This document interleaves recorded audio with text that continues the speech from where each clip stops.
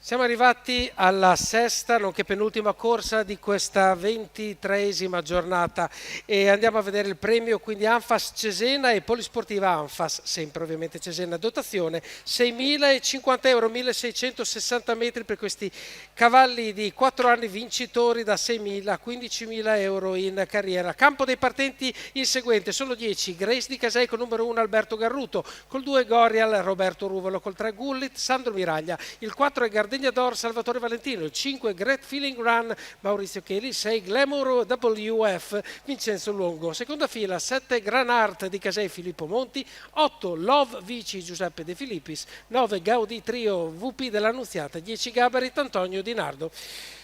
La macchina è nella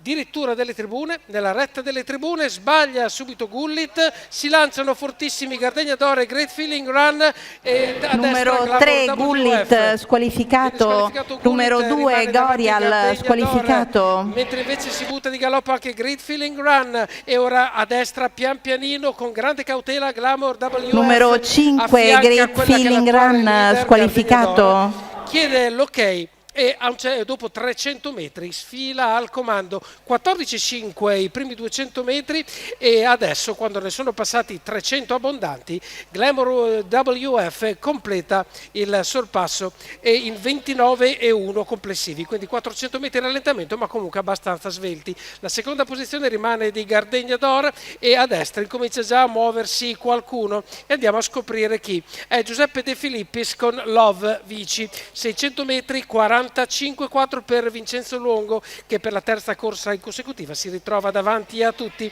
700 metri sono passati, avanza Love Vici che si mette a veleggiare tra il numero 6 e il numero 4, 800 metri in un minuto appena abbondante e sempre sotto controllo Glamour WF con a destra Love Vici. Continua a seguire Gardegna d'Or e poi altri cavalli che dopo andremo ad elencare dopo che abbiamo visto il passaggio al chilometro in 1, numero 10 Gabarit squalificato. L'azione di Love Vici l'ha seguita anche Gran Art di Casei con Filippo Monti che quindi si mette praticamente a destra di Gardegna d'Or quando abbiamo passato la retta delle scuderie in 14,5. Sembra un po' in difficoltà Glamour WF sotto la pressione di Love Vici, continua a seguire ovviamente con grande attenzione. Numero 7 Gran Art di Casei squalificato e viene squalificato, gli altri non sembrano competitivi.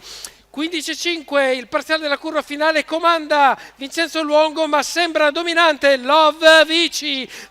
ci prova all'interno Gardegna d'Or, ci prova fino all'ultimo ma è Love Vici che vince davanti a Gardegna d'Or. Al terzo posto, se non erro, troviamo Grace di Casei che si aggiudica la terza moneta di questa corsa, lo ricontrolliamo allo slow motion. Quindi arriva a redini basse